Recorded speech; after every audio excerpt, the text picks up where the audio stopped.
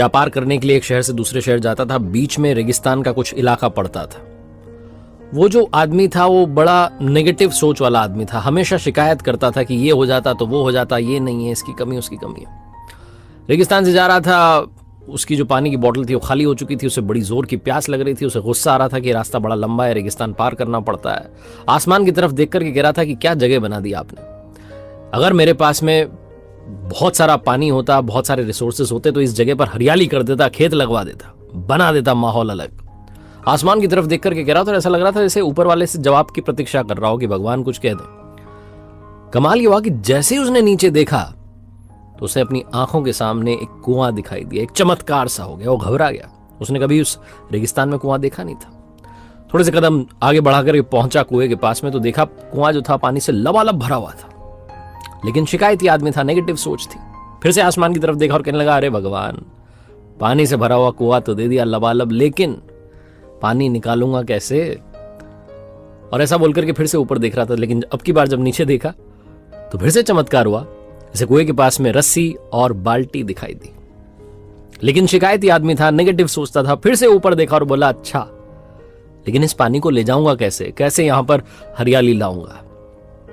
फिर से ऊपर देख रहा था।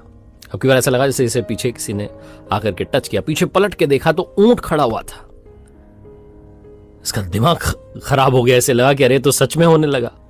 अब मुझे सच में यहां जिम्मेदारी लेनी पड़ जाएगी। बातों बातों में कह तो दिया। कुआं भी मिल गया पानी से भरा हुआ, रस्सी भी मिल गई, बाल्टी भी मिल गई, ऊंट भी मिल गया, सब मिल गया। ये तो पंगा होने वाला है। बिना देरी के तेज तेज दौड़ने लगा कि यहां से निकल लो, ये तो मैंने कुछ गलत कर दिया, पता नहीं क्या बोल दिया।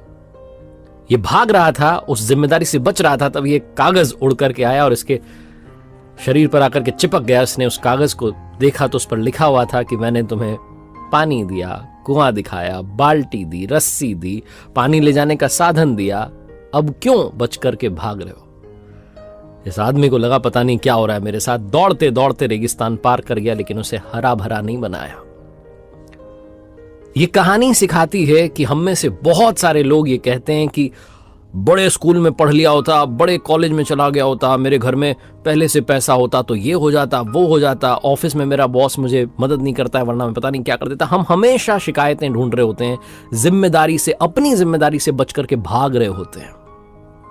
ये कहानी हमें सिखाती है कि लाइफ में हम जो कुछ भी कर रहे हैं उसके लिए 100% खुद रिस्पॉन्सिबल हैं। 100% जिम्मेदारी हमारी है। तो दूसरों पर दोष देना, उनकी गलतियां बताना बंद कीजिए, अपनी गलतियों को सुधारना शुरू कीजिए।